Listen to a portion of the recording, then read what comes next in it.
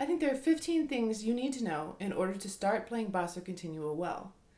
I think every beginner needs to know these 15 things, so I'll go over each of them and give examples. Let's start with a little bit of background about basso continuo playing though, just so that we're all on the same page. Let's dig in.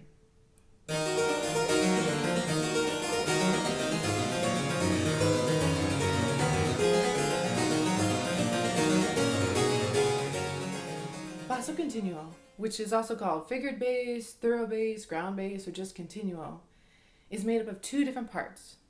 The first part is a written out bass line, and the second part is improvised chords over that bass line. There are usually at least two musicians that play from a basso continuo line. One that plays just the bass line, such as a cello, a viola da gamba, or even a bassoon, and then one that plays chords, so a harpsichord or an organ, or even a lute or a theorbo or a lirone. Often there's more than one player in each of those types, so more than one person playing just the bass line and more than one person playing chords. Most often you might have multiple people playing the bass line only on one chordal instrument, especially in smaller ensembles. But in larger ensembles you might have several players playing chords as well. Figures first started appearing in music in Italy in the late 16th century. They were in the operas and monodies of composers such as Jacopo Peri and Giulio Caccini, as well as others. The first publication that used the term basso continuo and defined what it was written by Lodovico Viadana. It was a collection of music, and that was published in 1602. That publication was very popular, and it helped the idea of basso continuo to spread quickly throughout Europe, and it caught on pretty much everywhere very fast. By the end of the 17th century, pretty much all Baroque music everywhere in Europe was being written with basso continuo, and in many, many places it happened earlier than that. Basso continuo continued to be used throughout the Baroque period, used by all the major composers, and it was used into the classical era. It even lasted in opera until the early 19th century, where it was still used for recitative accompaniment. So now on to the 15 things that every beginning continuo player needs to know. Number 1 is that the bass line is the most important part. It needs phrasing and articulation the same way that spoken text has vowels and consonants. This ties in very closely to the Baroque period obsession with the idea of rhetoric, which is persuasive speech, as being part of music. One way to practice shaping bass lines is to find pieces where the bass voice with the text has the same musical line as the continuo part. Then you can see how the text is distributed and where the syllables are, the accents are, the breaks between words. Here's an example from the first part of the Kyrie of Bach's B minor Mass. I'll play the bass line up an octave so you can hear it more clearly. This is if it had no shaping.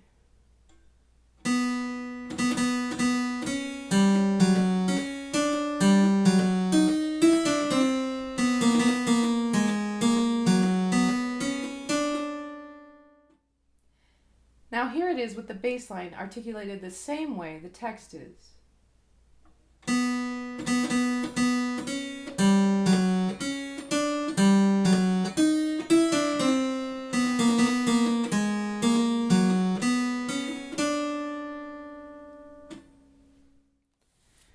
Number 2 is that you shouldn't move around a lot with your right hand on the keyboard. As my teacher used to say, don't jump around like a gazelle.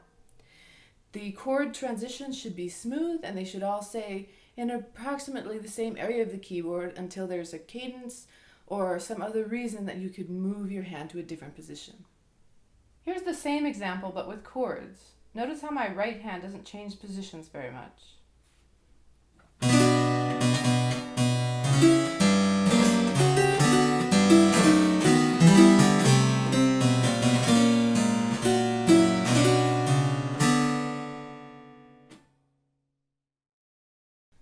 Number 3 is don't restrike common notes between chords, unless the second chord happens to be on a strong beat of the measure, such as the downbeat in common time. Here's a portion of the B minor Mass Kyrie again, but just the first measure. Notice where I hold over notes instead of restriking the whole chord. I'll play it in slow motion.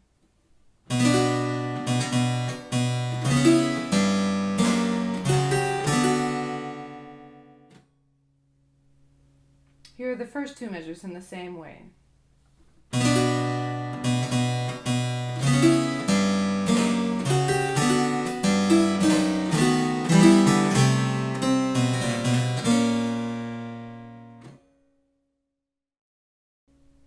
Here's what those two measures would sound like if I restruck the notes on every chord.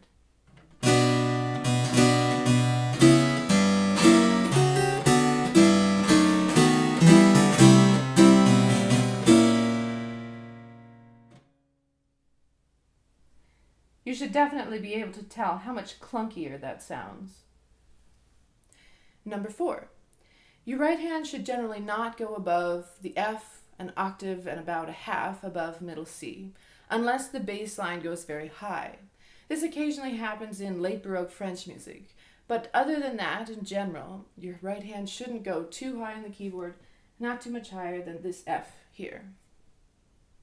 Number 5 is that many notes are louder than fewer notes. For example, one note is not as loud as a large chord. This is one of the main ways to create dynamics in continuo playing, how thick the texture is, how many notes there are. This is especially true on the harpsichord, but is true on other chordal instruments as well. Strong beats generally deserve louder sounds and more notes, whereas weaker beats should get fewer notes. Number 6 is that bass notes should be on the beat and the arpeggiation comes afterward. Often the case is that we want to arpeggiate to the top, or that's our natural inclination, especially if we came from a piano situation. But in basso continuo playing, the bass line is what is important, as we already talked about, the most important part.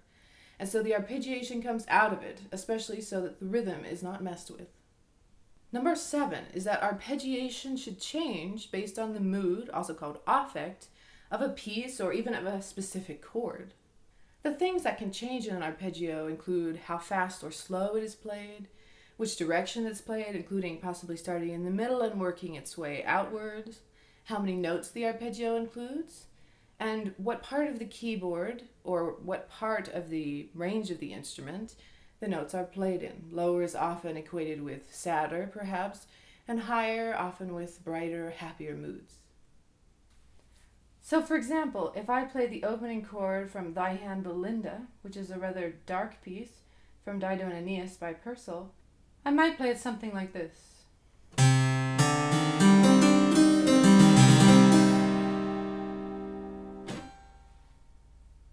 Whereas if I played the opening chord of the aria Every Valley from Handel's Messiah, which is much more bright and upbeat, it would be much faster and more like this.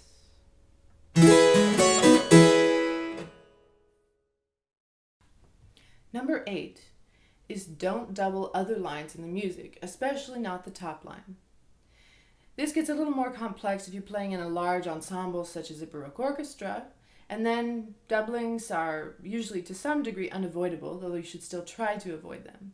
But in chamber music and in playing with solo instruments, you should definitely always try to avoid playing other lines that already exist in the music.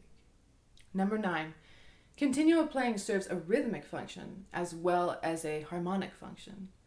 This is especially true on the harpsichord, particularly in large ensembles, where sometimes the attack of the instrument and its pluck sound is much more audible than the notes you're playing themselves. But this is true in most all continuo playing, once again especially on the harpsichord, because it helps to keep an ensemble together. Number 10. As I've already hinted at, continuo playing is somewhat different in different ensembles. In large ensembles, you can usually play more notes, and the idea of not doubling lines, as was discussed earlier, is a little bit less of a problem, mostly because it's often unavoidable. In smaller ensembles, however, chamber ensembles accompanying soloists, maybe with just a bassline player and a soloist, it is very important to not double other lines and to use generally thinner textures. This is not always the case, however. There are always exceptions. But in general, thicker chords for large ensemble playing and thinner textures for smaller ensembles. Another difference between large ensemble and chamber playing is often with a chamber ensemble, you have to be even more cautious about avoiding notes that can cause tuning problems with some of the other instruments. This is often due to the temperament that a harpsichord or organ or theorbo is in, and you can't do anything about it in the moment, whereas the other players generally can, depending on their instruments. But you have to be wary, especially of things like 4/3 suspensions that might cause tuning issues with other players. So in many cases you may need to leave them out or put them in the middle of a chord, and definitely not double exactly where the soloist has them. Number 11 is that there are differences between playing continuo on the organ and on the harpsichord. There are also, of course, differences on playing the theorbo, the lute, but since I don't play those instruments, I can't speak to those. Between the organ and the harpsichord, however, on the organ, you don't roll chords. You often need fewer notes in your chords on the organ because of the sustain of the instrument. Because there's less attack to the sound on an organ, you frequently can hold over more notes even than on the harpsichord in continuo playing. And you need to be especially careful on the organ to avoid sour tuning notes, as we discussed prior, because on the organ, once again, there's sustain. On the harpsichord, those notes die out, so sometimes you can get away with tuning difficulties. They're not as noticeable, but on the organ, they're incredibly noticeable. So sometimes on the organ in those situations, such as a 4/3 suspension, as we were talking about before, you might need to just play open fifths and octaves if one of the other members of the ensemble has that suspension. Number 12, you must know the affect of the music that you're playing. The affect, the mood influences how you play, where you play, how fast you play, how many notes you play. It affects all these things in continuo playing, so you must be very aware of what that affect is. This is true in all music, but specifically in texted music, you need to know a word-for-word translation of every word in the text of the piece that you're playing.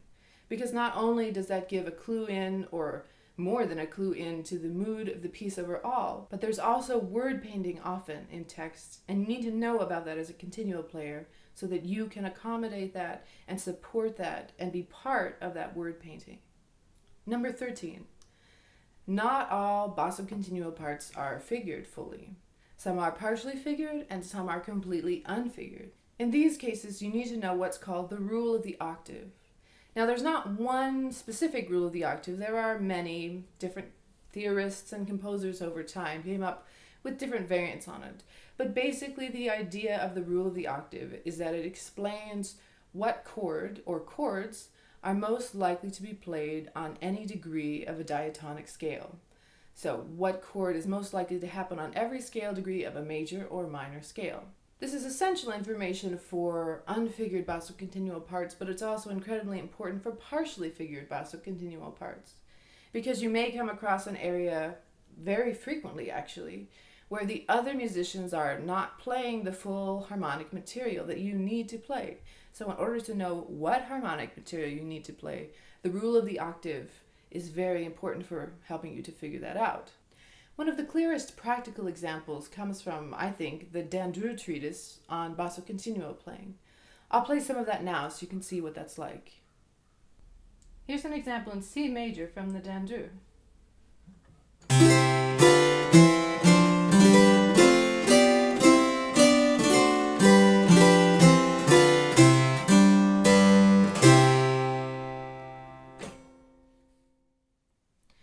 The rule of the octave is, of course, not foolproof.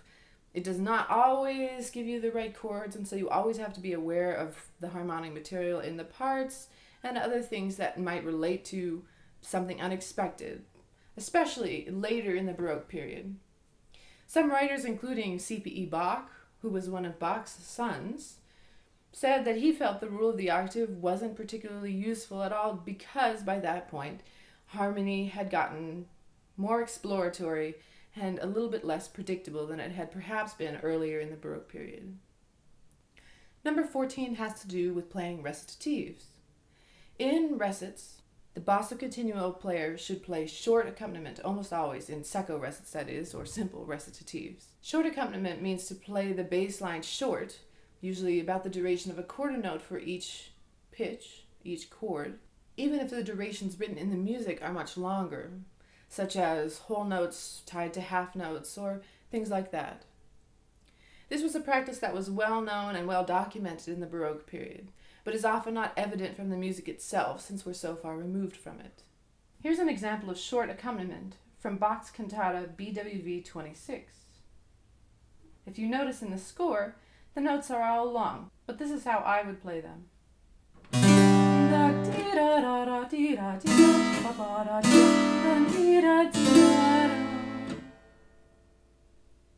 And number 15. As a continuo player, you need to know the standard, common cadential figures that happen in different time periods and different countries of music of the Baroque era. Here are all the cadences that occur most frequently and that you need to know. The 4-3 cadence,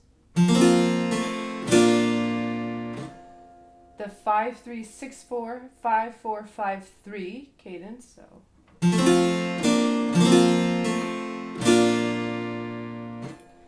a simple 6-4-5-3 cadence, which is often in internal and ending cadences in late Baroque recits. Cadences with the passing seventh.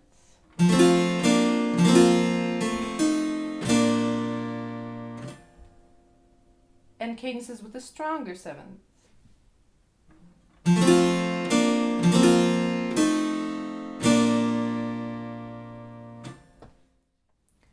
Both of the cadences with sevenths that I just played don't have to be in the longer version of the cadence. They can also show up with shorter cadences as well. So how can you practice continuo, and where can you find more specific information based on your own needs? The source I find most useful is the Dandrieu Basso Continuo treatise I mentioned earlier. It's in French, but you don't need to read French in order to use it. It's mostly just playing, and it's very simple to figure out. I recommend starting and doing as much of that treatise, going through it as much as you can every day, and then eventually working up to playing the entire treatise all the way through every day before you move on to other things.